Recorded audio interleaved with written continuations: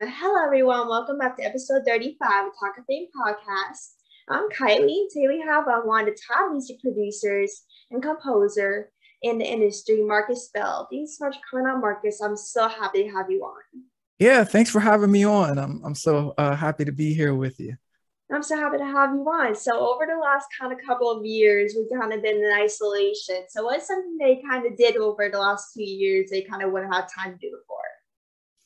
Yeah, well, when the pandemic initially started, there was that moment because I have a 6-year-old daughter, and so there was that moment where she was no longer had school, right? Like that period, and so having to reorganize the whole world of my activity of life, um, and really spend so much time with her. That was one of the most beautiful and precious things that came out of the pandemic, which I didn't plan for or expect. And of course, it was also challenging too, having to navigate doing school over Zoom and so forth, and coordinating that with family. But it also gave me an opportunity to really contribute to more people. So I have a program called Wealth and Impact Bootcamp, and which helps entrepreneurs and people that want to really make an impact in the world with their lives.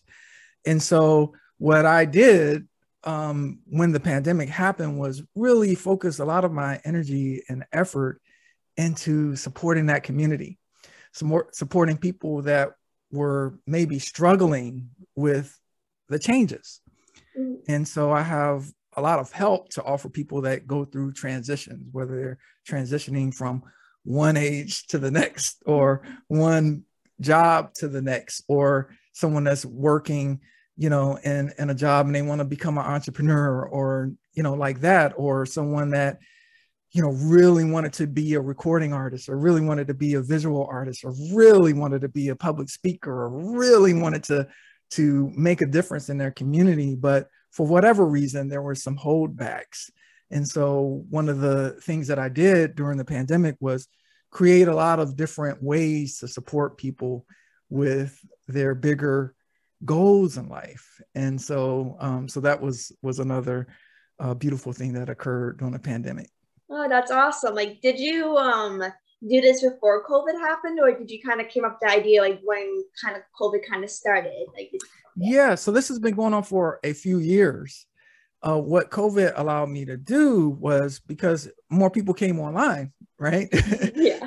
Everyone was more forced online, and so that part of my business really started to like explode in ways that I would have never anticipated, and people becoming more and more open to looking at creating what's new, right? Yeah, Creating something different for their lives, because if you're kind of on the treadmill of life and you're just going through your normal day to day without much time to think about what it is that you really want to do. What is it that's on your heart and in your spirit? Why were you really put here on the planet? If you're so busy and you don't have not made space to really consider those things, which end up impacting the things that you end up doing, right? Yeah. And so I've been supporting a lot of people with that, and in particular, it came out of my working with a lot of different celebrities. And so I would have friends of mine that would win a Grammy, and then the next day it's like, now what? I worked my whole life to get to that point, and then once you get it, then what? So I believe in creating something that's bigger than that goal that you may have in mind. Because once you meet your goals, whether that's a money goal or getting in the charts or whatever it is, right? Mm-hmm. Once you win, whatever winning is you think is winning, then what? Same thing with Olympic athletes. Same thing with people that are on teams and play a big game, and then that game is over. It's kind of like the performance high, as I like to call it in the music industry.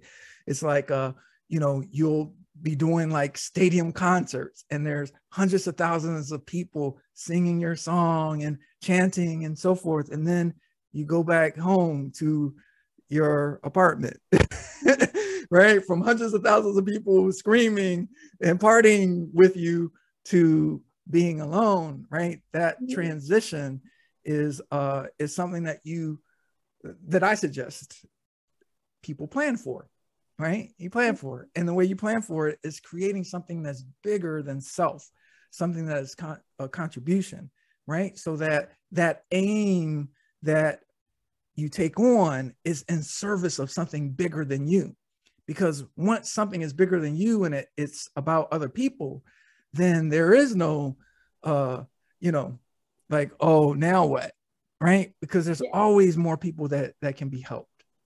Yeah, for sure. Like I'm from a small town in Pennsylvania. Like I never pictured myself doing this. Like I grew up in a small town in Pennsylvania.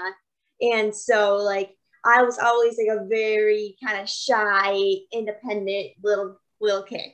And I used to like kind of quit on things instantly. Like once I first do it, I'd be like, no, I don't want to do this, no my thing. And so like I was always a very independent, like scared child. Like I was always like a dependent. I would rely on others to do things for me. That was the kind of person I was. And so like I dealt with anxiety and depression, and just recently got put on medication and got diagnosed with anxiety disorder last year.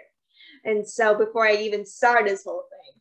And so it was a really tough patch. But then like even like the pandemic has been rough for basically everybody, depending on like school, work, like their careers, basically every single thing. And so like once I got kind of cleared on the medication and got kind of cleared, I started a podcast. He's like basically everyone's inspiration, like kind of pushed me to start this whole thing. And like in like this whole thing, pandemic has really taught me to do more things and give people inspiration to show like that there are people like them. Like I never did. Like I never had inspirations growing up when I was a kid. I never found people like me. So I just want to show people that they're like not alone and that there are people like them in the world. And like it's people that really started this whole thing for me was like Gina Davis, Hugh Jackman, Patrick Dempsey, Kate Walsh, and Ellen Pompeo. Those are like my biggest inspirations that got me through the depression, anxiety. They all got me through it, and reason why I started this whole thing. And so like they impacted me so much. And so they're amazing. And I don't know, like now I'm on episode 35 and almost hit a year in April with the whole podcast. So now I'm like, okay, this is actually getting very serious now. This is amazing. Yeah, well, the beautiful thing about what you're doing is, you solve the needs that you have, right? And a lot of times we have the same needs other people have, right?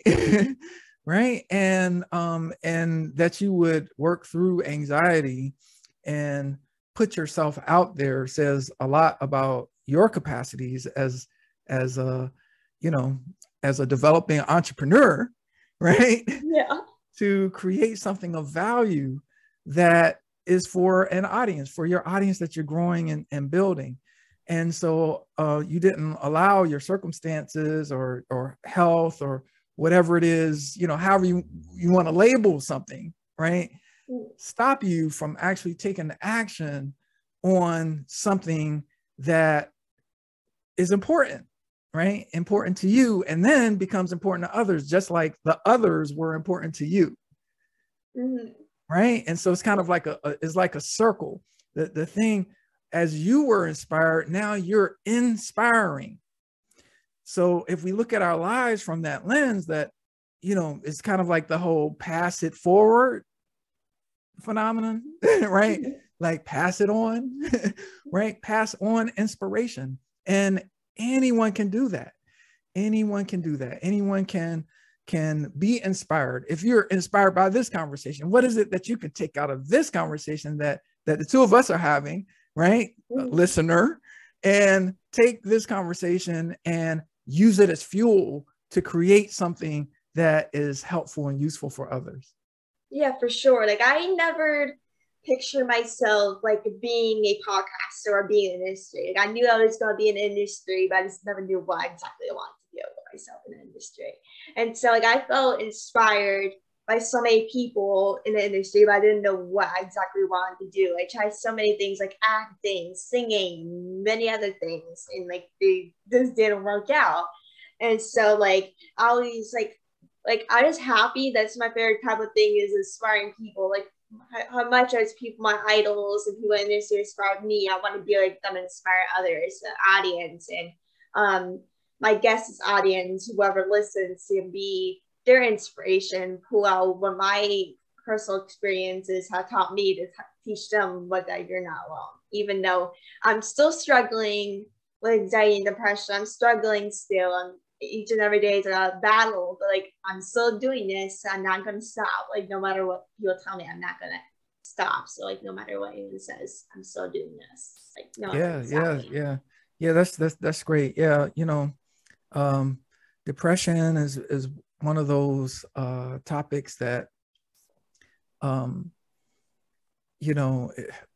are a lot of people that struggle with depression, and from what I can tell and just what I know from it, there's some people that are functioning powerfully with it, right? Mm-hmm. And still doing things, and whatever effort that it takes for them to do things, they're still doing things.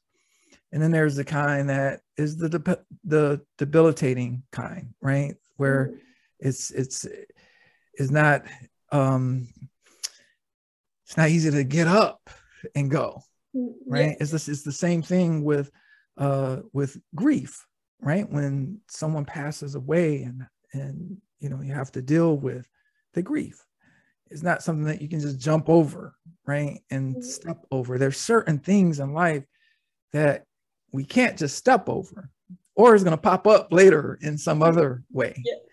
And so just it's a normal thing, right? It's so everywhere, especially with the things the massive changes that happen with like the pandemic. The amount of divorces have increased, the amount of people dealing with depression and anxiety has increased, and all of that. And I'm someone that doesn't look at the media. I'm in the media, but I don't watch the media, right? So I don't watch television. I don't look at newspapers and so forth. So I am not pulled into the anxiety environment that is created to keep people's eyeballs and attention on things that also foster, these types of conditions. So I would recommend to your audience, maybe go on a media fast if you've experienced anxiety from watching the news or scrolling on social media and like that, to fast those things that cause the anxiety, right? And do something else, like replace it with something else. And this is one of the things that was created during the pandemic, was the 100 Days Impact Challenge. And with the 100 Days Impact Challenge, really that project was about selecting a thing that's important and going after it with the support of community, because we created a community for it, with specialized knowledge, because there's like a mini course inside of the challenge that people can take that helps you optimize your life, help you optimize the things that you do, that you're going to take on, that you're going to put yourself out there to do, even if it's, or put yourself in there to do. So sometimes people take on like a meditation challenge or gratitude challenge, or someone launches a business, right? Or put themselves out there more in social media. There have been people in the challenge that have been on the covers of magazines because of the activity that they did in the challenge, or they've been on television because of the activity they did inside of the challenge. So that 100 Days Impact Challenge, and that's 100 days with a Z, if someone wants to look it up. That challenge is also an opportunity to like step outside of yourself and then put yourself in an environment, right, that helps you forward what it is that's important to you. Oh, that's amazing. I love it. So as I kind of mentioned kind of before, you are like a composer and music producer. What kind of made you want to start that? Yeah, well, I started when I was 2 years old playing the piano. And so I was a child prodigy. And I remember being a kid sitting on phone books at the piano, right? And doing performances when I was 6 years old. And really, I was very fortunate to discover the thing that is one of my purposes here on the planet, right? Which is music. And I was fortunate enough to, and I was born in Norfolk, Virginia. I was fortunate enough to have parents that really supported, all the trainings and all the lessons and saying yes to the opportunities of me performing and getting the kind of attention that I got when I was younger. And so there was a distinct moment where I decided, you know what, this is what I want to do for the rest of my life. And I consider myself a lifer. I will always be doing music in some form or fashion, whether, that's me as a producer, whether that's me as a recording artist, me as a musician. And so it's just one of those things that's like breathing air for me. It's as natural as water is in the body. Music occurs to me like that. When I listen to music, I hear everything. I hear the production. I hear the effects that were used. I hear the reverbs that were used. I hear how it was mastered. I hear the EQ. I hear the lyrics of the song and how the song was constructed. I hear the arrangement. I hear the instruments. So there's never a moment of boredom, right? I'm always studying and I'm always practicing. So even if I'm not in a recording studio, I have notes on my phone, and I'm just constantly creating music. I probably do maybe 20 ideas a day throughout the day, right? Like that. And so that having music be not just as a lifer, but as a lifestyle, because I think once you commit yourself to something that is your thing and your contribution into the world, that it goes from being the thing that you do to the thing that you become. Like you become it. Now I'm separate from it too, right? I also recognize I am not music, right? Music is a tool of self-expression for me. And just as entrepreneurship is a tool of expression of my passion around like marketing and business and reaching people and like that.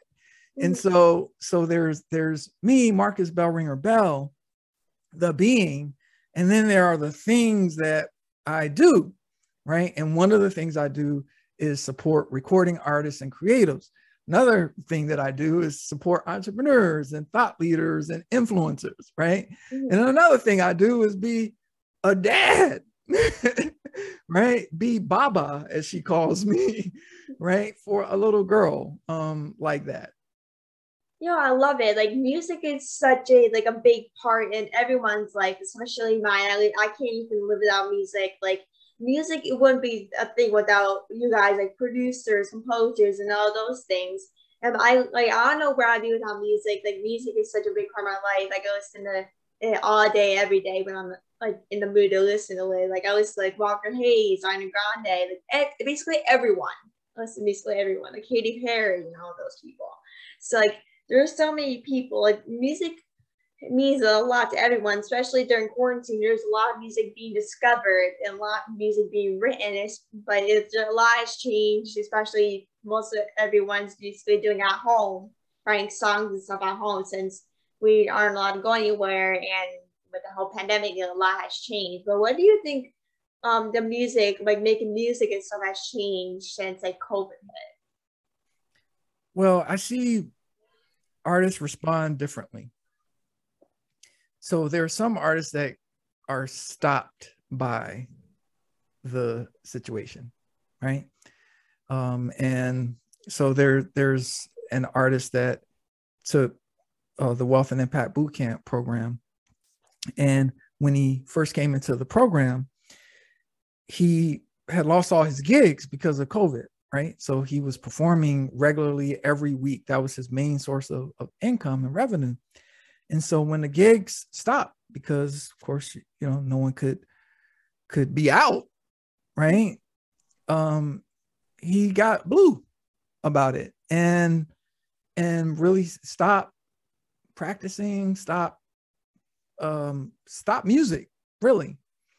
And so when he came into the program and he ended up taking 100 Days Impact Challenge and decided that, you know what, I am not going to be stopped anymore.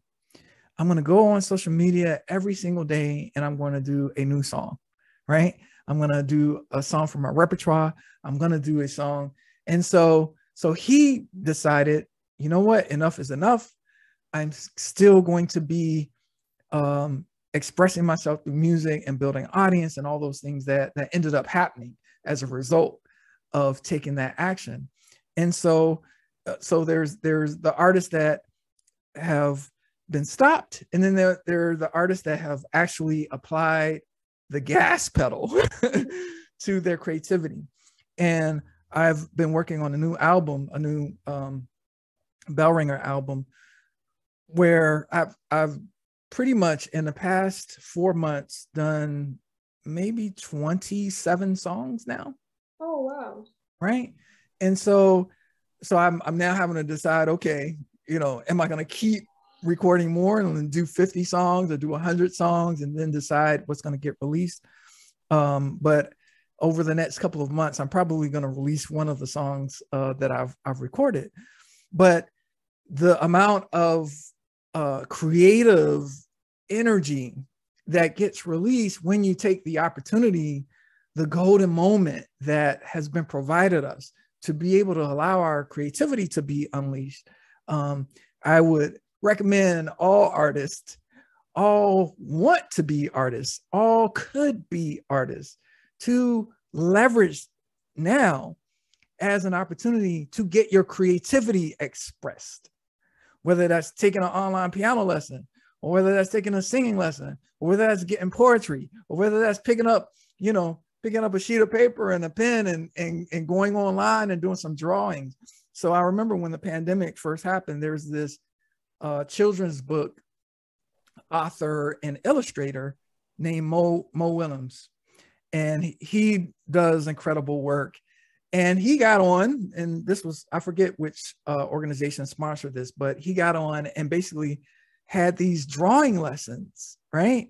I would never have picked up doing something like that. Yeah.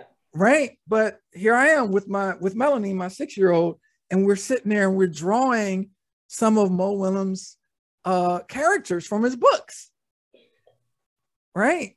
And I don't consider myself, I'm colorblind, so I don't consider myself like quite fit for like visual arts like that. Yeah. But I discovered myself as someone that could be a visual artist just by that one thing. And so yeah. And then in terms of music as an opportunity for healing, music is a tool unlike any other tool. So whether you have depression or anxiety, right? Music can completely shift what's happening in your brain and in your emotions. It can shift everything if used that way. So I encourage people to put together playlists that are mood-oriented playlists of songs that do something for you, right? So like the inspiration playlist, like what are the songs that inspire you, right? You put those on and you can't help but dance or whatever, get out of yourself, out of your routine. Or what are those songs that capture, the emotion that you are feeling, and right, and create these emotional playlists that you can use as a tool when you need to use the medicine that music can be.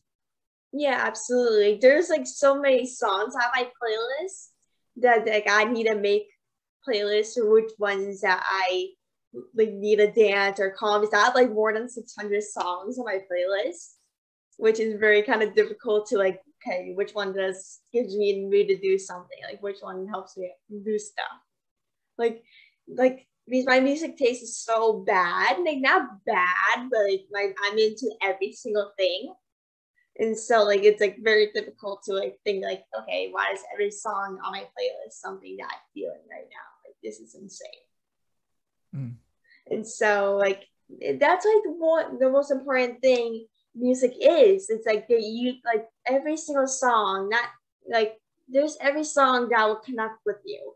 Any song by any artist, no matter if it's like rock and roll, pop, country, rap, no matter what genre it is, like you can feel any emotion no matter what kind of genre it is, no matter like what song, singer, genre, like you will always feel something from the song. Yeah, well, that's our job as artists. I would assert is to be able to communicate emotion, but also evoke emotion in the listener. Yeah, for sure. Yeah, for Yeah. sure. So you have worked with some like big stars like Nicki Minaj, Katy Perry, Snoop Dogg, and many more. What was your kind of experience working with them and some other big names in the industry? Yeah, well, I work with a lot of different artists in different genres, a lot of different artists in different ages, a lot of different artists from different, um, places in the world, right? So whether it's K-pop or doing work in Turkey with Turkish artists, or and then a lot of different genres. So the way I see music maybe is a little bit different than a lot of people see music. See, there, and maybe this is also a function of me going to like Berklee School of Music. So when I went to Berklee School of Music, there are thousands of writers and songwriters and musicians, and I've seen some of the most incredible talent in the world, right? Throughout my life, right? Some of the best singers that you've never heard of. I've heard some of the best songs that you've never heard of. I've heard some of the best productions that you've never heard, right? Yeah. And so my view on like celebrity is a little bit different, just because I've been a part of some people's careers before they became celebrities, right? Yeah. And I've been a part of people's careers when they were at the peak of their celebrity, and then their celebrity fade because of lack of maintenance or marketplace shift, or what was popular, dubstep's no longer popular, and now whatever the situation is. And so I don't look at celebrity and I don't look at the names, I look at the human beings, right? And so I'm as satisfied musically working with a new artist, right, as I am someone that's established. In fact, I was thinking about this earlier a lot. There are some constraints that happen when you're working with known artists, right? Because there's a consideration of audience, tradition, like that. And the thing with new artists is, for the most part, there's the opportunity to take risks. Yeah. Right? Yeah. To try new things in a different way, right? And not that you can't do that with major artists, because that does happen too, and I enjoy that. And there are projects that I've done in the past that are so abstract, right? The merger of Tibetan Buddhist instruments with classical, and right, there's not a playlist that this would necessarily fit on in the pop charts. Yeah. Yeah, right? Exactly. Right. Yeah. Those are the things that that musically excite me, right? Is when I'm able to merge things. for example, there was an artist that I worked with many years ago. This was like back in the 90s, right? And it was before there was like anybody doing hip hop country. And there was this artist, his name's Gary King, an amazing vocalist and songwriter. And we did a whole project that was hip hop country, right? And this was before anyone had done that. Those are the kinds of things that excite me, right? Are the things that are forward pushing, and then just a good song, something that evokes emotion, like those things excite me as well, even if it's something that's, you know, that is working in the commercial charts. So I enjoy all of it. I enjoy the people, I enjoy the artists, I enjoy the process, and because, you know, I really care about human beings. Yeah. Right. I care about the person. It's not the thing that makes the person successful. It's the person. Right. Because someone could be unknown right now and have that seed of icon status in them. Right. The unknown person could be the icon of the future. And so I never measure my activity based on where someone is in their journey, because, you know, that can happen and that can change overnight. Yeah, for sure. Oh, Like, does that answer your question?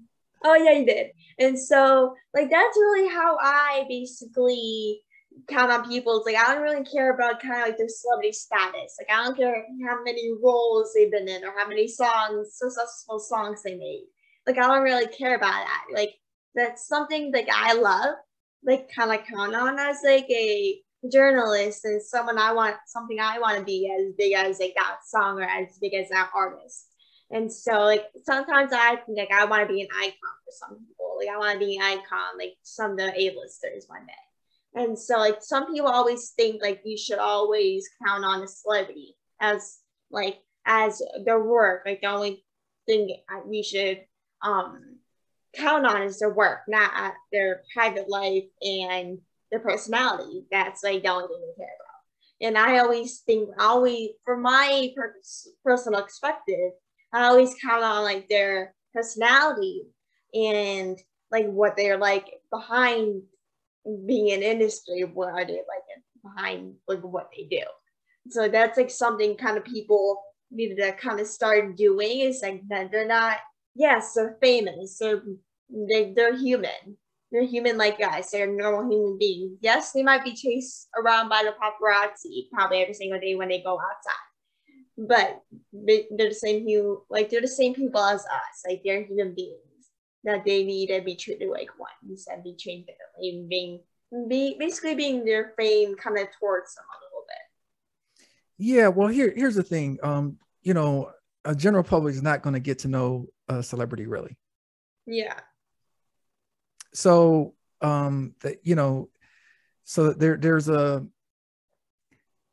yeah, I mean, there's a human being there, but there's a role there, right? So when I work with people that are up and coming stars, up and coming celebrities, right? There is a role that is, and a responsibility, right, to an audience. And so it's a very delicate thing, right? Because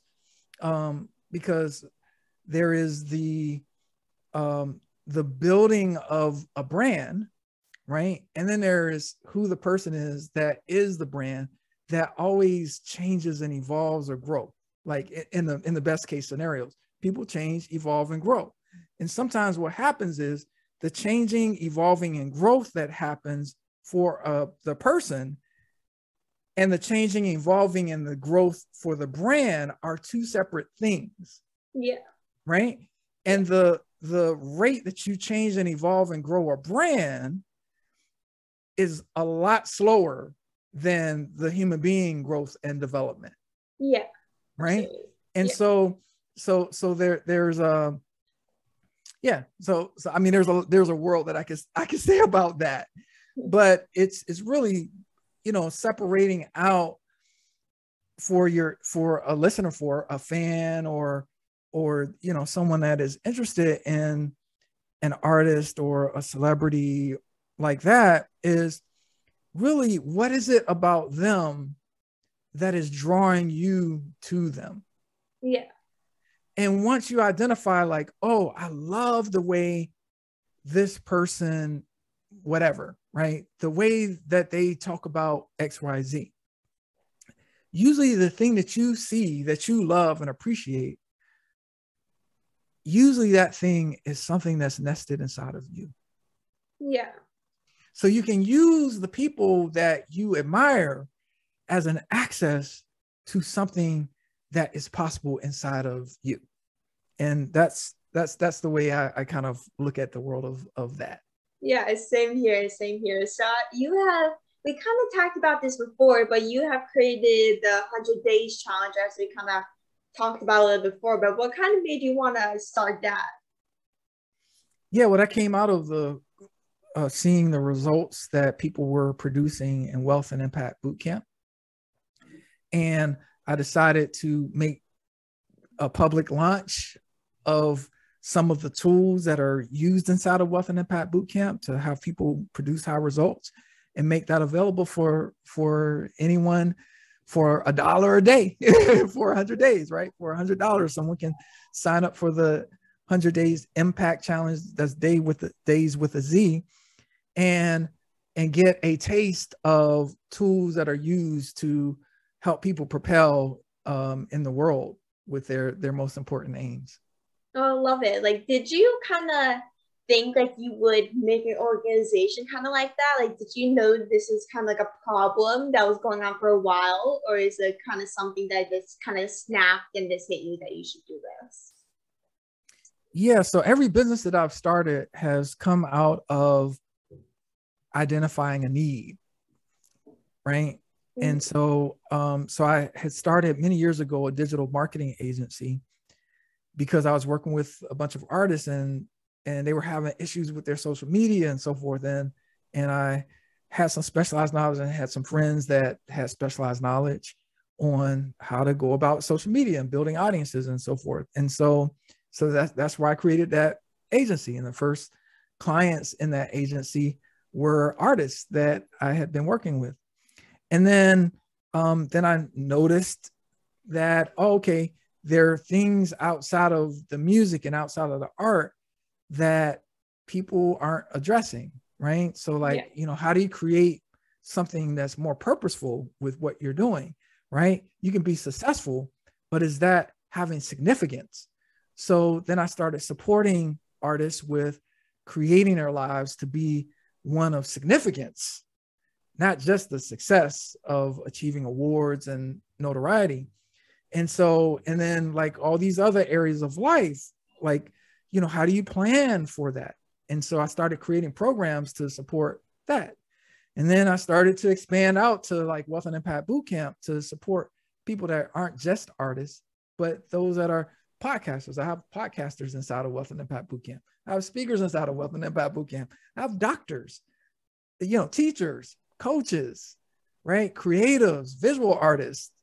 And so there are a lot of, I've had like people that work in the space industry in there, people that work in government, people that are in the military, right? And so it's a broad enough spectrum where I'm able to really use all my knowledge in a lot of different areas that I've studied and practiced, and be able to support people. And so that came out of identifying a need and just creating something to satisfy that need. Now, I believe that, at least for me, that's the way I go about creating enterprise, is based on the needs of the environment that I see and the people in that environment. I very rarely do I say, oh, I have this great idea and I think people will like it. No, people have a need. Do I have help for that need? Okay, how do I create it so that they can get access to the help that I have? And so that's how that happened. Oh, love that. Like, that's amazing. Like, at least you can like speak to people all around the world and try to connect with different people, like politicians and all that. Like, that's like my favorite kind of thing about doing this podcast and having social media, is I can connect from um different people, like singer-songwriters, composers, producers, like actors, many more from all around the world. And so and I sometimes receive messages saying like how much my podcast impacted them that they want to start a podcast. And like once I read those messages, my heart just melts. Like I'm like sometimes I think I'm doing something important. This is something I love doing that I hope is continues to be an impact on people like it is right now. And so like before I even want to kind of be like a podcaster or journalist, I want to be a politician, basically be in the government. Because like I guess like I'm a huge Gina Davis fan, as I kind of said earlier on, and she has a show called Commander in Chief where it's about the first woman president, all that, basically how the like being a president, all that kind of system works. And so like once I first watched the show, it made me want to become a politician.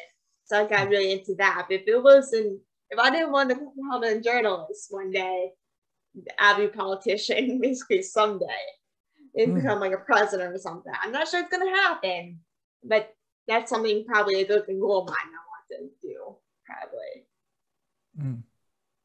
Yeah. Well, this is the thing. There are pathways to everything it is that you want. Right. Yeah. So there are systems in place. There are ways to go about creating that. And because I've also supported people that have become politicians, and I've seen a lot in that area, and there is a pathway if you want to make a policy, type of impact or a governance type of impact. There are ways to go about that and build that. And so if that's what you want to do, then might as well go for it then. Might as well. Well, there's discovering what the systems are that exist for that to happen, and then seeking specialized knowledge from people that know how that system works, and then organizing your life and your activity around that outcome, and the amount of time that the years that it will take for that outcome to be achieved, right? So it's like if you want to be a lawyer, and you're in high school and you say, okay, I want to be a lawyer, you don't the next day go and take the bar exam, right? There's a process. You got to go to, go to college and then grad school. Like there's a whole process for being a lawyer if that's what you want to do, right? And it's the same thing with everything else. If you want to be a singer, there's a way to go about doing that. If you want to be a recording artist that charts in Billboard, there's a way. If you want to get nominated for a grant, there's a process for everything. Yeah, there's always a process. Like no matter like what you're doing, even if like you're a politician, like or like a singer, journalist, like or want to become like a lawyer, there's always a process. No matter what you want to be, a doctor, for as an example, there's always something you got to do to be that. And so it might take months, days, years, 10 years, no matter what it takes, there's always like a little process. And so like the thing I kind of learned when I was starting the podcast is that like it's not like, I don't know how to kind of explain it, but it's like it takes time to like grow your platform and get known. That's kind of something that I kind of thought was gonna happen overnight. And like when I first kind of thought of it, like because I would like to be known. I like to become be a very well kind of known person. And so like I thought like if I release episodes so much that I'll be well known. And like it might not happen overnight. It might take a year from now. It might take months, but it doesn't happen overnight. Like that's something I'm trying to work on. It's like nothing happens overnight, and this takes time. There's always a process for that. Yep, consistency. Yeah, that's a big part of the process. Yeah, absolutely. Of any process is consistency. Yeah, for sure. So, what is kind of some advice for kind of like younger generations that would like kind of be in the same kind of position as you one day? Any advice? I don't know that I have advice except for just some thoughts, right? Mm. So some thoughts that I have for those that are aspiring towards entrepreneurship or aspiring towards a career in the music industry. So the first thing is, what is the environment that you're putting yourself in that is going to allow for that to happen?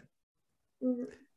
And so whether that's location. So when I left Virginia and went to Boston to go to school at Berklee School of Music there, and then I had to decide to change the location, right?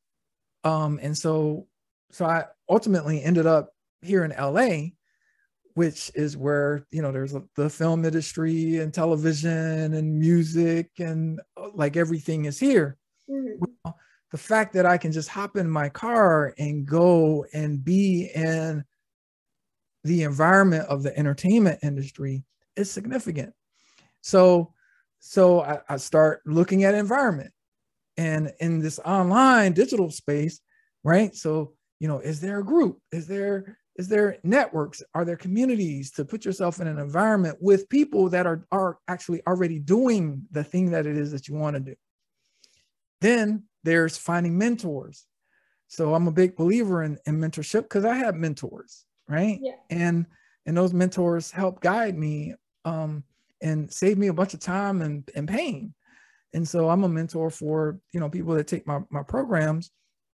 I can save them pains and time that I spent. So mentorship, seek mentors. People that have achieved something oftentimes are open to giving their ideas, but seek wise counsel from mentorship. And then the third thing is taking action, right? Taking action once you know what the actions are to take. Don't just take action just to be taking action, because you could be wasting a lot of time, energy, resources, taking actions that aren't going to get you to where you want to go. So it's identifying where you want to go and then putting those tactics and strategies in place that you check in with a mentor, someone that's done that before, that you're listening to the environment to see what other people are doing, studying what is happening, how have other people achieved it and all that, and like thinking before acting. Mm-hmm. and taking deliberate action. And if someone just takes on those things, then that would dramatically impact an outcome in their lives, I believe. Yeah, for sure. That's such a big thing nowadays, since we're a lot of crime happening nowadays, and kind of quarantining mental health. That's so important. And you kind of talk about mentorship. Mentorship is basically a big part, and basically everyone has kind of a mentor or someone to kind of look up to at what they do. And so there's millions I can say, but do you have anyone that that mentored that or inspired you as a kid, or inspired or mentored you now as an adult? Oh, I seek mentors all the time, right? So when I was a kid, I was mentored by the guy that used to be president of the Family Channel, some executives at M&M Mars, some entrepreneurs and local entrepreneurs back in Virginia. I had a lot of mentorship. When I started my business, when I was 12 years old, I started a record label. And so I had mentors that were giving me input and ideas. And I seek mentors now. So I have a mentor that helps me with cryptocurrency, because I'm an investor in cryptocurrency. And so I've been investing in that and creating NFTs and things like that. And so, I have a billionaire mentor that has helped support me and gaining specialized knowledge with that.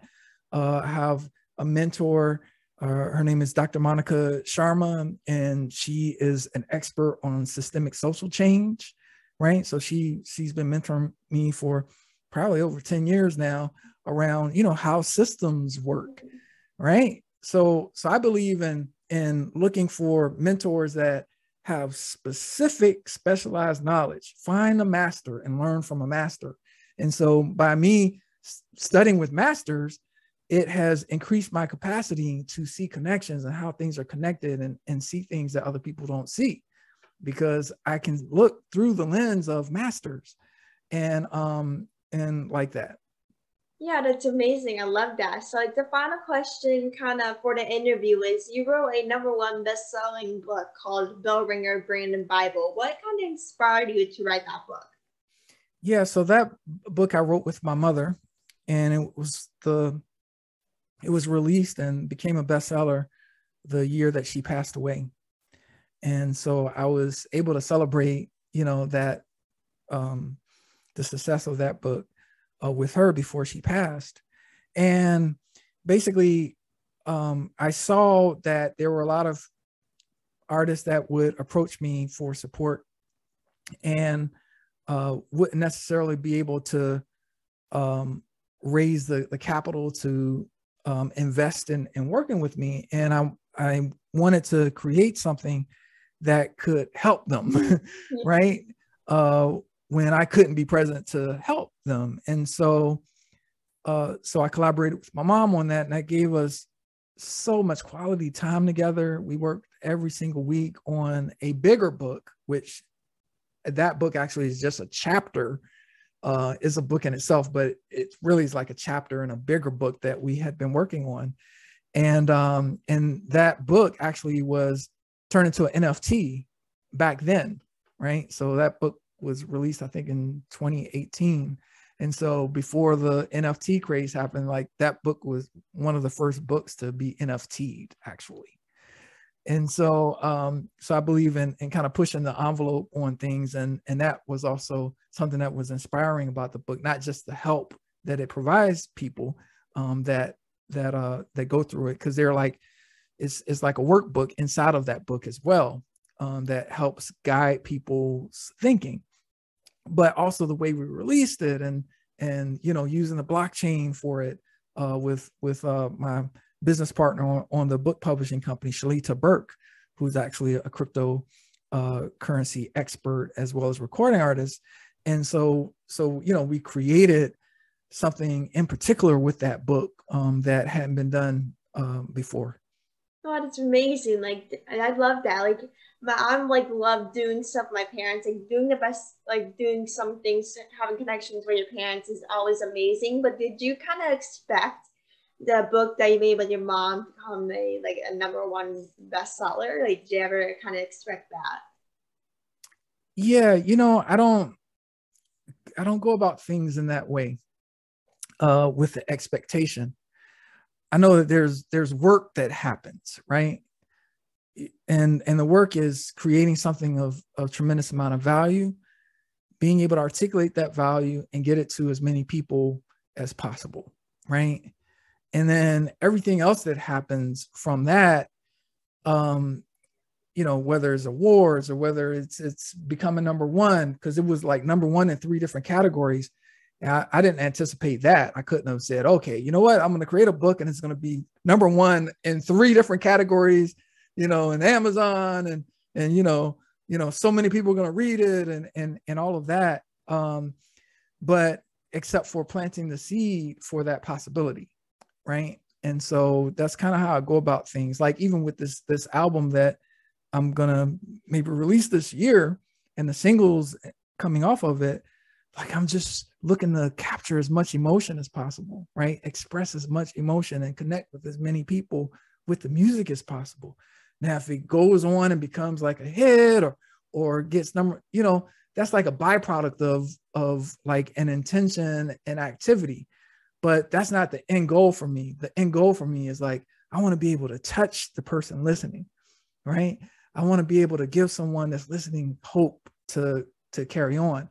Like, you listening to my music and saying, oh my gosh, like, that inspires me to continue and go another day.